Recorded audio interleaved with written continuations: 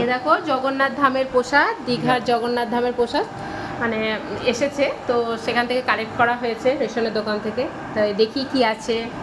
দেখো বক্সটা খুব সুন্দর হয়েছে। এবার প্রসাদ হিসাবে বাবা সেলোটেপ মারা আছে। বলো জয় জগন্নাথ, তুমি বলো জয় জগন্নাথ, জয় জগন্নাথ। হ্যাঁ জগন্নাথকে লোকনাথ ও।